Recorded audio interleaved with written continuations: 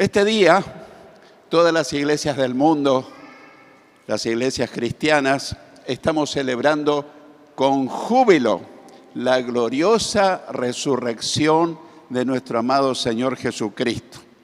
Aunque te parezca increíble, la doctrina de la resurrección es una doctrina fundamental en el cristianismo, pero ha sido una doctrina atacada todos los tiempos, antes, ahora y seguirá siendo así, porque si se destruye esa doctrina de la resurrección, el cristianismo se cae. Habrá sido un fracaso totalmente. Pero nosotros creemos por la palabra de Dios y por la seguridad que nos da el Espíritu Santo que Cristo está vivo, porque Él lo aseguró y se presentó ante mucha gente para comprobar que realmente resucitó de entre los muertos. Así que esta doctrina ha sido siempre atacada. ¿Para qué? Para negar. Todos los grandes líderes de las grandes religiones del mundo, cuando murieron, su cuerpo quedaron hasta hoy en la sepultura. Pero Cristo venció la muerte, se levantó de entre los muertos y ascendió a la gloria del Padre, y hoy está a través del Espíritu Santo con cada uno de nosotros. Desde el Antiguo Testamento se profetizó la resurrección de Cristo. Estuve mirando todas las profecías que hablan de la semana de la pasión, muerte y resurrección, pero sería muy extenso el mensaje, por eso decidí resumirlo en otro aspecto que ya vamos a ver. Jesús mismo profetizó cómo iba a morir. Jesús profetizó cómo iba a morir, cuánto iba a sufrir y que Él iba a resucitar al tercer día. ¿Para qué lo hizo? Lo hizo para que sepamos con certeza que la muerte de Cristo no fue un accidente, no fue un hecho fortuito de la casualidad, sino el plan premeditado de Dios el Padre y aceptado 100% por su amado Hijo Jesucristo. Descubramos entonces esta mañana que Jesús profetizó su resurrección, no una vez, sino varias veces. Yo voy a hablar de 3 veces que Él profetizó su resurrección, pero es probable que lo haya hecho muchas más veces, porque el Evangelio de Juan dice que se escribiera todas las cosas que Jesús dijo y que Jesús hizo, no alcanzaría libros en el mundo. Pero yo voy a referirme a 3 veces que Jesús profetizó. La primera, Jesús profetizó su resurrección por primera vez en el Evangelio de Mateo, capítulo 16, versículo 21. Mateo 16, 21 dice: desde entonces comenzó Jesús a declarar a sus discípulos que le era necesario ir a Jerusalén y padecer mucho de los ancianos, de los principales sacerdotes y de los escribas, y ser muerto y resucitar al tercer día. Él lo declaró, Él lo profetizó, Él sabía exactamente lo que iba a ocurrir. Jesús no quería que su muerte y resurrección le sorprendiera a sus discípulos. Qué curioso, Él lo anticipó muchas veces. Sin embargo, cuando Jesús enfrentó la muerte, muchos de sus discípulos se sorprendieron. Es como que no iba a ocurrir nunca eso. Y cuando resucitó Jesús, los que empezaron a verlo por primera vez, quiero decirle a las hermanas que una mujer fue la primera en ver al Cristo resucitado, María Magdalena, la primera. Y cuando ella empezó a comunicar esa tremenda noticia, muchos no le creyeron. Y todos los que lo empezaron a ver, empezaron a dudar si eso era cierto o no. Y Cristo había anticipado proféticamente que eso iba a suceder. Notamos que no les anunció a las multitudes, sino a sus discípulos. Él nunca habló de cosas especiales a las multitudes, pero a sus discípulos sí. Hay cosas del Señor que la gran mayoría no sabe, no conoce, pero nosotros, sus discípulos, necesitamos conocer para que entendamos que su muerte No fue un accidente, sino el plan premeditado del Padre y aceptado por Jesús. Dice el texto que hemos leído que le era necesario ir a Jerusalén y padecer. Notamos que dice que le era necesario. No lo llevaron, no lo llamaron, no lo obligaron. Voluntariamente él se fue a Jerusalén. Él sabía lo que le esperaba. Pero cuando él enfrentaba la prueba más dura de su vida, no pensaba en sí. Pensaba en vos y pensaba en mí. Si él no iba a la cruz, ninguno de los otros teníamos esperanza. Nuestro destino eterno iba a ser al infierno, al juicio del gran trono blanco y luego al lago de fuego. Pero gloria a Dios, desde que aceptamos a Cristo en nuestro corazón y lo mantenemos en el primer lugar en nuestra escala de valores, nuestro camino es que al morir nuestro cuerpo va a la sepultura esperando la resurrección del cuerpo, que será un cuerpo glorificado en el arrebatamiento, pero al morir un cristiano verdadero, inmediatamente su alma va a las mansiones celestiales y aparece alguien con los brazos abiertos y le dice: bienvenido, hijo, sobre poco has sido fiel, sobre mucho te pondré, entra al gozo de tu Señor. Y hay algo que nuestra mente no alcanza a entender, lo dice la Biblia: cosas que ojo no vio, ni oído oyó, ni han subido en la imaginación del hombre, son las que Dios tiene preparado para los que le aman. Y si acá hay alguien que ama a Dios, dígale: gloria a tu nombre, Señor. Aleluya. Cristo vuelve. Pero si no hiciéramos todo eso, si nosotros hubiésemos hecho todo eso de sufrir en su lugar, vamos a suponer hipotéticamente que en vez de Cristo ser colgado en la cruz y de ser flagelado antes con insultos, con látigos, con todo lo que sabemos que pasó, si nosotros hubiésemos ido como merecíamos, nuestra muerte, nuestro sacrificio no tendría ningún valor. Porque el que tenía que morir en la cruz tenía que ser un ser inocente, sin pecado, fiel. Y nadie reunía esas condiciones, excepto Jesucristo, el Hijo de Dios. Él es el único ser humano que no pecó nunca, ni se halló engaño en su boca, dice la palabra del Señor. Qué llamativo, hay un misterio. Jesucristo vivió eternamente junto al Padre y al Espíritu Santo en el cielo y es el creador en plena Trinidad de todo cuanto existe. Pensá en la expansión sideral, las constelaciones, los sistemas solares, desde lo macro hasta lo micro. Él es el creador de la célula, de los átomos, de los neutrones, de los protones, de todo eso que alguna vez hemos estudiado y nosotros decimos: ¿cómo puede funcionar de una forma tan perfecta? Y bueno, no falta quien dice: a través de millones de años se formaron solos. Qué absurdo, ¿no? Y yo siempre digo, si tirás un rollo de papel y una damajuana de tintas contra una pared y le dejás pasar millones de años para que se forme un diccionario, pensarían que yo estoy loco. Tiene que haber una mente maestra, infinitamente poderosa, inteligente, que lo creó todo a la perfección.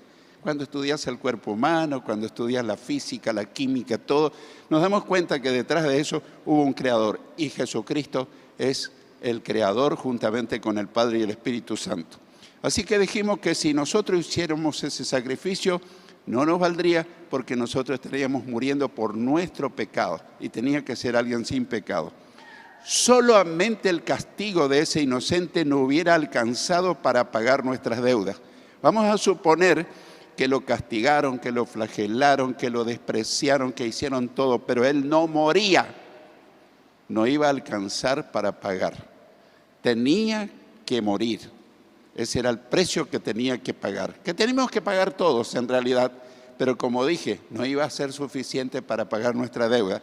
La Biblia dice que Cristo padeció una sola vez por nuestros pecados, el justo por los injustos, para llevarnos a Dios o para acercarnos a Dios. Primera de Pedro 5:18. Así que estaba todo previsto anticipadamente en el plan de Dios. Pero era necesario que Cristo resucitara de entre los muertos, porque si no, no iba a vencer a la muerte, iba a quedar como un fracaso.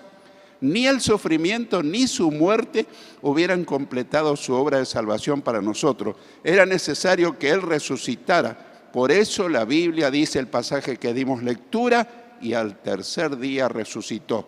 Y al resucitar, al tercer día. En segundo lugar, Jesús profetizó su resurrección por segunda vez. Uno diría, ¿no era suficiente una vez? Bueno, a mí me parece que Jesús habló tantas veces de su muerte, de su sufrimiento, de su resurrección, y cuando murieron, sus discípulos dijeron, ¿qué pasó? ¿Fracasó? Y cuando resucitó, no creían que era verdad. Así hay muchas cosas que nos pueden suceder a nosotros. Hay verdades irrefutables en la palabra de Dios, pero no sé si todas las creemos totalmente o dudamos. La segunda vez que Jesús profetizó se encuentra en Mateo 17, versículos 22 y 23. Evangelio de Mateo, capítulo 17, versículos 22 y 23 dice: estando ellos en Galilea, Jesús les dijo: el Hijo del Hombre será entregado en manos de hombres y lo matarán, pero al tercer día resucitará. Y ellos se entristecieron en gran manera. Jesús quería que sus discípulos supieran en detalle lo que le iba a pasar. No faltó detalle que Él no le explicara una y otra vez. Especifica el lugar donde les anunció y cómo iba a suceder. Dice que estando en Galilea, era otro lugar, eso queda al norte de Israel. La parte sur es Judea, en el centro esta otra región que se considera no judía precisamente porque es una raza híbrida, que es Samaria, porque se mezclaron los judíos con paganos.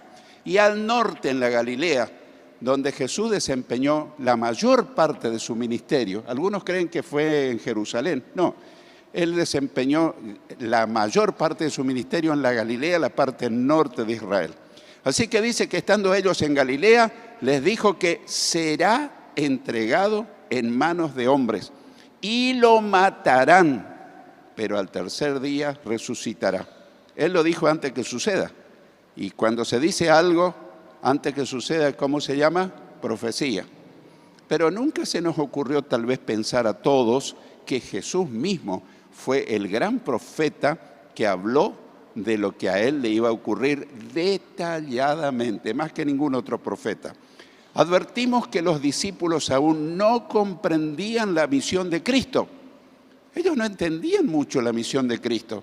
¿Recordás aquella escena en Hechos de los Apóstoles, cuando Él está diciendo que en pocos días más ellos iban a ser bautizados por el Espíritu Santo?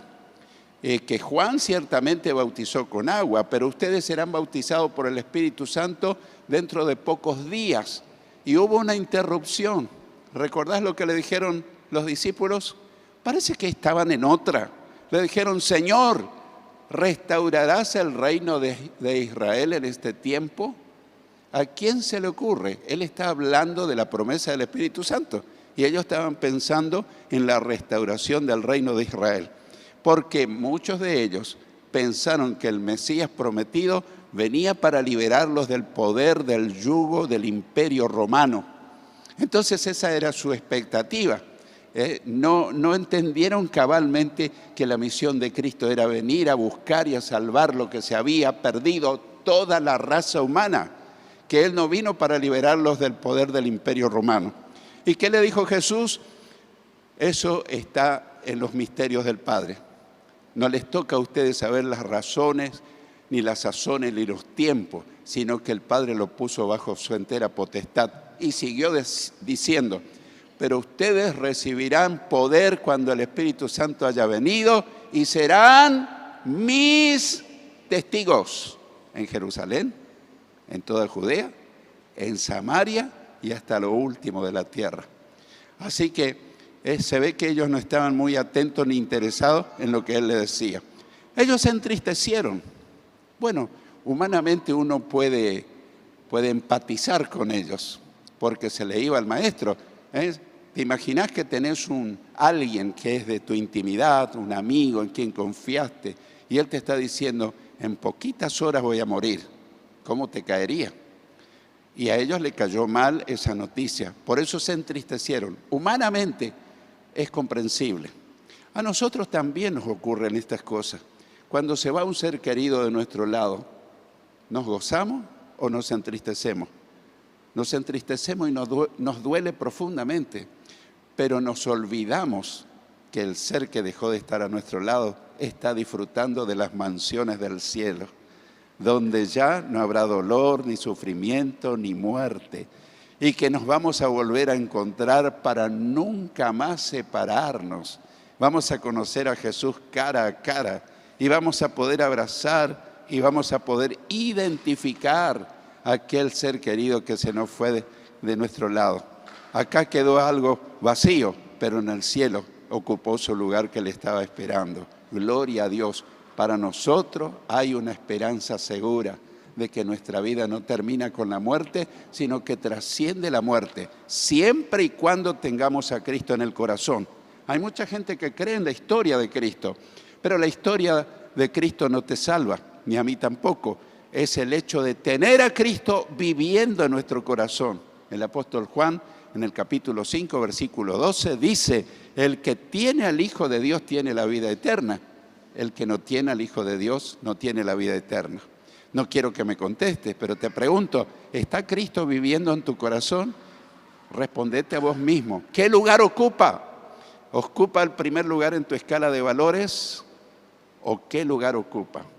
Deberíamos tenerlo en el primer lugar, porque eso nos asegura una vida sin fin en el cielo con Él. Y si no, una vida sin fin en el infierno, juicio del gran trono blanco y luego el lago de fuego. Humanamente se comprende a sus discípulos que ellos se hayan entristecido en gran manera, pero espiritualmente debería haberse regocijado en gran manera, ya que esa era la única forma de recibir la salvación. En tercer lugar, Jesús profetizó su resurrección por tercera vez. Y yo lo dije y lo reitero. Acá aparecen 3 veces. Quizás en otra parte de la Biblia también esté otra ocasión. Yo encontré esas 3 veces que Él profetizó su resurrección. Pero lo más probable es que le haya dicho infinidad de veces que Él iba a morir y que iba a resucitar. Como dije, Juan dice en su evangelio que si se escribieran todas las cosas que dijo y que hizo Jesús, no cabrían los libros en el mundo. En Mateo capítulo 20, versículos 17 al 19. Mateo 20, 17 al 19. Leemos. Yendo Jesús a Jerusalén, tomó a sus 12 discípulos aparte en el camino y les dijo, ahora vamos a Jerusalén, y el Hijo del Hombre será entregado a los principales sacerdotes y a los escribas, y lo condenarán a muerte, y lo entregarán a los gentiles para que lo escarnezcan, lo azoten y lo crucifiquen, pero al tercer día resucitará. Qué maravillosa esta profecía. Hay algunas cosas que tal vez no hemos pensado.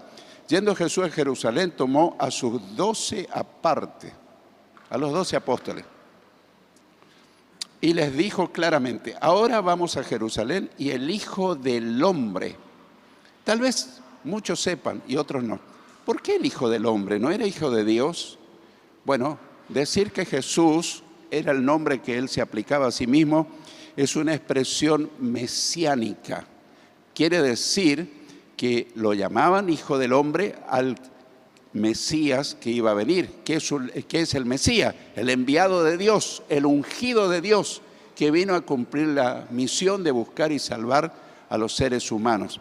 Entonces, el Hijo del Hombre es una expresión mesiánica.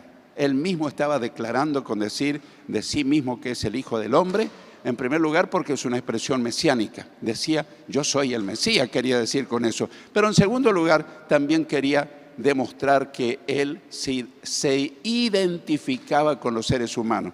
Jesús siendo divino, Dios eternamente, y lo sigue siendo, un día tomó forma humana y se hizo hombre y decidió en la condición de hombre ser obediente hasta la muerte y muerte de cruz. Y así lo hizo.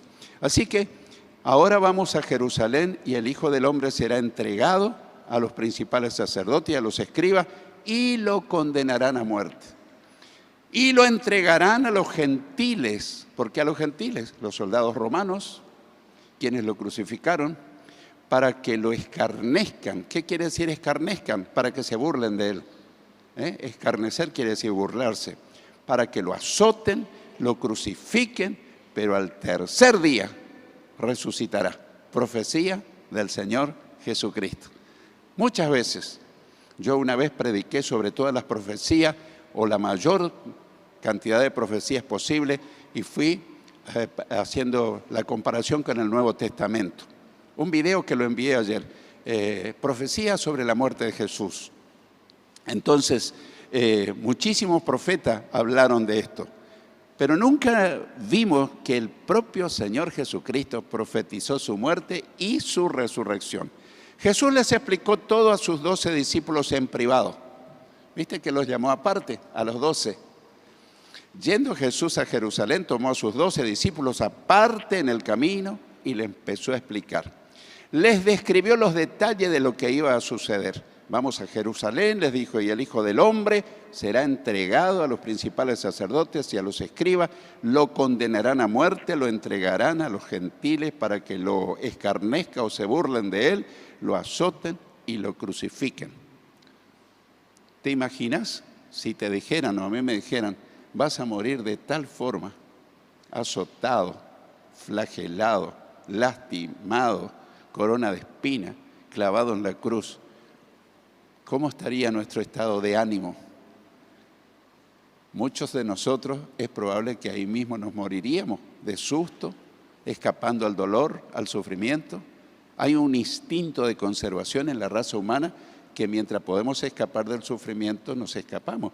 Es un instinto que Dios lo puso para la conservación de la vida. Y Jesús, el Jesús humano, también tenía ese instinto, porque en el huerto de Getsemaní, Él decía, Padre, si fuera posible pasar de mí esta copa, líbrame, para ti todas las cosas te son posibles. Quiere decir que Él también tenía ese instinto de conservación de la vida, pero finalmente le dice, pero Padre, no sea hecha mi voluntad sino la tuya. Qué lindo si nosotros, hermanos, aprendemos esta lección. Siempre decir que se haga la voluntad de Dios en nuestra vida, pase lo que pase. Notemos que Jesús les anticipa la seguridad de su resurrección. Les dijo, pero al tercer día resucitará. Es que sin la resurrección no tendríamos una esperanza viva como la tenemos. La palabra de Dios dice, y si Cristo no resucitó, vana entonces sería nuestra predicación y vana también nuestra fe. Si toman nota, 1 Corintios 15, 14.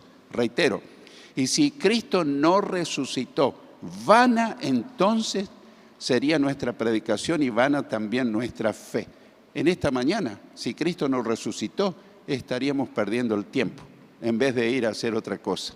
Pero nosotros creemos que Jesucristo está vivo y creemos que está entre nosotros, porque Él dijo, donde se congregue 2 o 3 en mi nombre, yo estaré en medio de ustedes. Así que tenemos la más plena y absoluta seguridad que Cristo vive para siempre y que Él está en este lugar y que Él quiere ir a tu casa y que Él quiere especialmente vivir en tu corazón. Qué bueno tener a Cristo, no saber de Cristo, tenerlo a Cristo. Repasemos sintéticamente que Jesús profetizó su resurrección. En primer lugar, Jesús profetizó su resurrección a sus discípulos reiteradas veces. Hoy hemos visto 3 veces, detalladamente. En segundo lugar, dijo que debía padecer mucho. Tremendo. Él era consciente de todo lo que se venía sobre él y que su muerte era necesaria. Para pagar el precio de los pecadores había que inmolar, sacrificar a un corderito que era sin culpa. Y Él es el Cordero de Dios que murió en nuestro lugar. En tercer lugar, describió con detalles cómo se burlarían de Él y lo iban a condenar. Estuve pensando cuántas veces nosotros, algunos, nosotros tal vez no, pero alguien dejó de seguir al Señor, se apartó de la iglesia. Y yo trato de ver el motivo. Y algunos me dijeron, me ofendieron, pastor. ¿Pero quién te ofendió? Sí, una hermana no me saludó. ¿Y tanto te ofendió? A lo mejor esa hermana estuvo distraída, estuvo absorta en sus problemas, sus dificultades. Y sí, pero pasó a mi lado y no me saludó. Tan pequeña ofensa hace que alguna persona deje de seguir al Señor. ¿Conoces a alguien? Que Dios nos libre. Jesús sabía que se burlarían de Él, que lo despreciarían, que lo condenarían, pero Él siguió adelante, no por Él, sino pensando en vos y pensando en mí, para que nosotros tengamos una esperanza de vida eterna. En cuarto lugar, nos aseguró todas las veces que al tercer día de morir iba a resucitar. En quinto lugar, Jesús hoy está vivo y quiere que seamos sus testigos, pero no testigos mudos.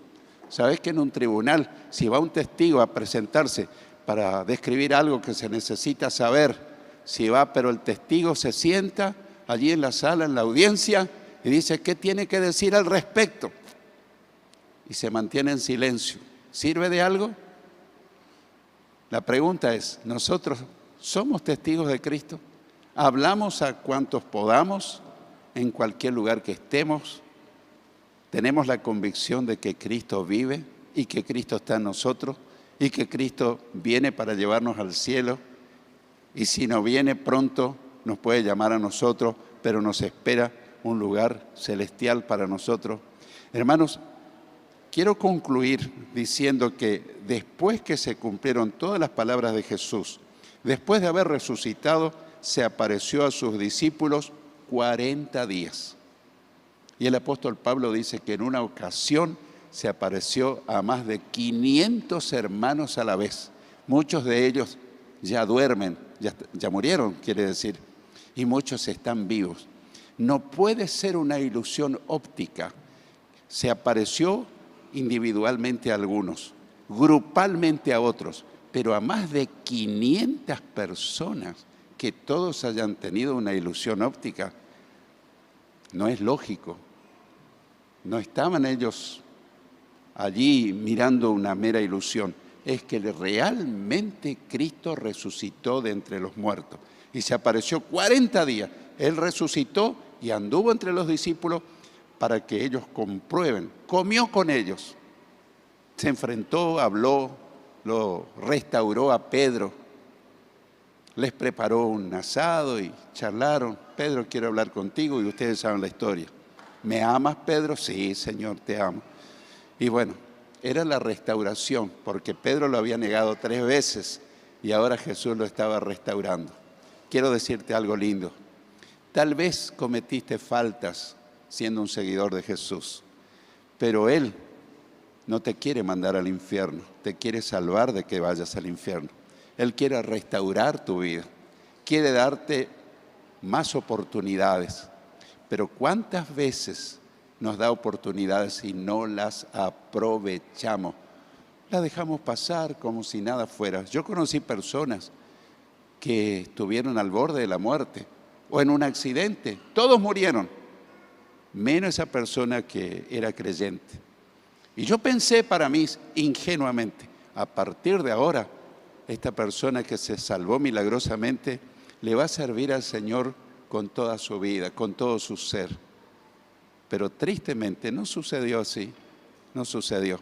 La pregunta es, ¿sabemos aprovechar las oportunidades? Él quiere restaurar tu vida. Si alguien no está muy bien delante del Señor, vos no viniste a un tribunal donde hay un juez que se llama Jesucristo. No, hay un abogado defensor, y a través de la pluma del apóstol Juan dice, hijitos, estas cosas les escribo para que no pequen. Y si alguno hubiere pecado, abogado tenemos para con el Padre a Jesucristo el justo. Él es la propiciación por nuestros pecados y por los de todo el mundo. Y yo le digo a los calvinistas que creen que Jesús no vino para salvar a toda la humanidad. Ellos creen que algunos selectos van a ser salvos, que en la eternidad pasada Dios ya eligió quiénes van a ser salvos y quiénes no.